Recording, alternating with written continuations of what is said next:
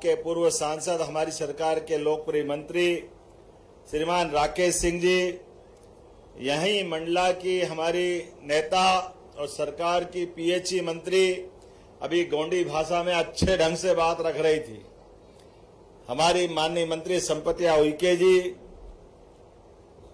मंच पर विराजमान आपके अपने लोकप्रिय सांसद आशीष दुबे जी, इस अवसर पर एक और माननीय सांसद सुमित्रा वाल्मीकि जी, यहां के लोकप्रिय विधायक श्रीमान इंदु तिवारी जी, माननीय विधायक संतोष बरगड़े जी,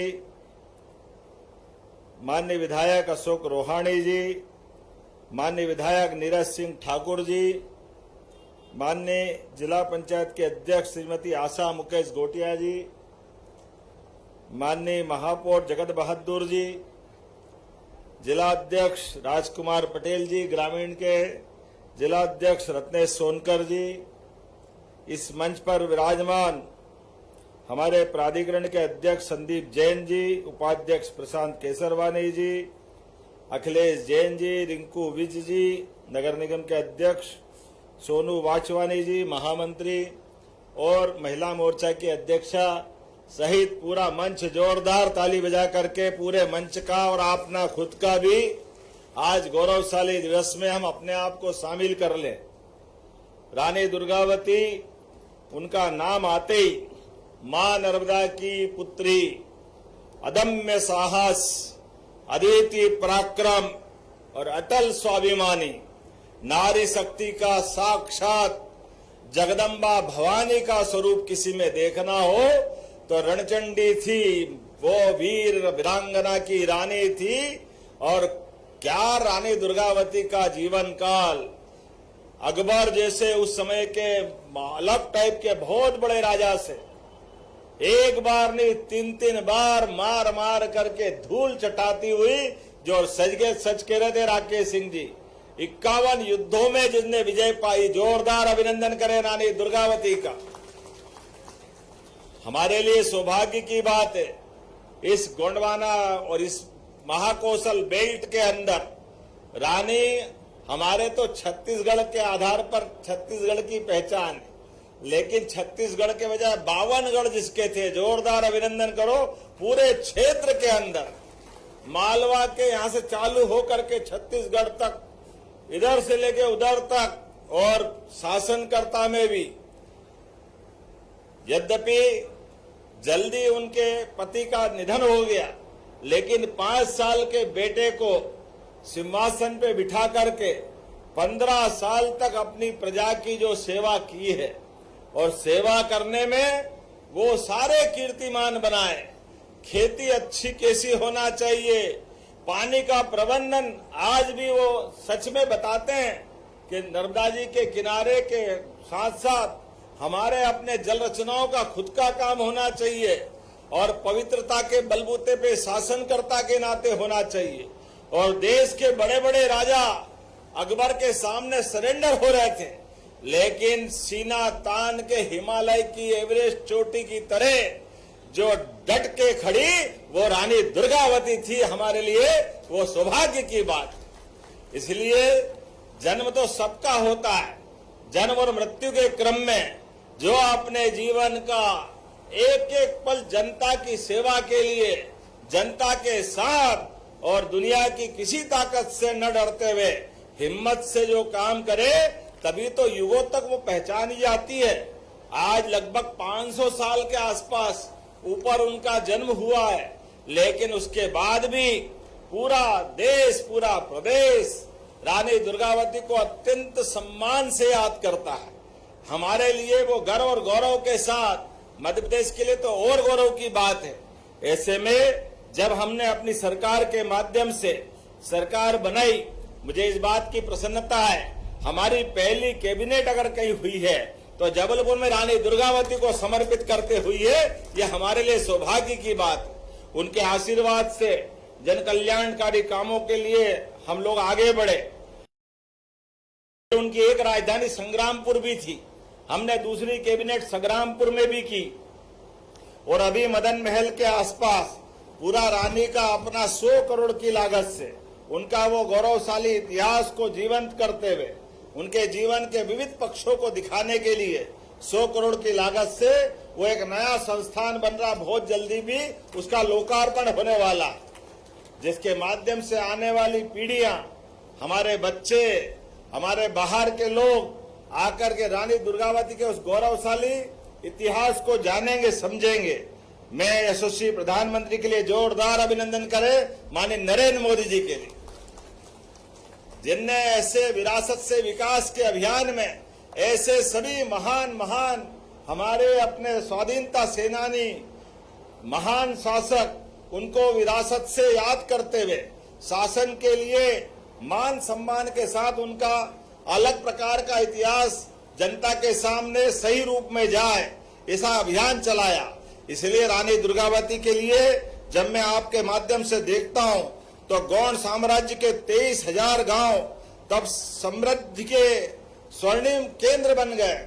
जिस रानी के शासनकाल में किसान लगान के रूप में सोने की मोहरें देते थे, हाथी देते थे, इसका मतलब वो कितना समृद्धशाली उस समय का शासनकाल होगा। हमें इस बात की भी प्रसन्नता है, चाहे सिंचाई की प्रणाली हो, बीज संरक्षण हो, फसल विक्रय का केंद्र हो, हर एक जगह उनको अलग ढंग से माननीय रानी ने अपने ढंग से कराया। ऐसे में जब मैं ये बात देखता हूं कि उनने अपने शासन काल में इतना अच्छा प्रबंधन किया कि अगर अकाल भी पड़ जाए तो कोई भूखे नहीं मर सकता। अनाज भंडारण, जल भंडारण, जनता की सुविधा के लिए सुरक्षा के मोर्चे, प्रत्येक क्षेत्र में उनका अद्भुत अपना दृष्टिकोण था। और किसानों के लिए तो जो श्रद्धा थी, हमारी सरकार भी इसलिए किसान कल्याण वर्ष मनाते हुए इस पूरे वर्ष को किसान समृद्ध वर्ष के नाते से जान रही है। ऐसे में बीते दिन कल ही हमने अपनी कैबिनेट के माध्यम से किसानों की आग्रह रहता था कि आप 0% तो ब्याज लेते हो, ब्याज तो लेते नहीं हो, लेकिन 31 मार्च ये थोड़ा अटकता है। 31 मार्च में फसल कट के आती नहीं है, ऐसे में ब्याज लगता है पूरे साल का। सारे लोग किसान इस बात का आग्रह कर रहे थे कि कृपा करके इसको अप्रैल तक बढ़ाओ, कोई कह रहा है मई तक बढ़ाओ। हमने कल ही निर्णय किया है कि हमारे किसानों के हित में हमारी सरकार ठोस काम कर रही है। इसलिए हमने निर्णय किया है कि अब आप 1 साल के लिए आप जब से लोन लोगे तब से अगली डेट, मान लो 30 जून को ले रहे हो तो अगले साल 30 जून तक भरने का आपका पूरा साल गिनाएगा। अब 31 मार्च का झंझट खत्म हो जाएगा, किसानों को ये समृद्धि का नया मौका आएगा।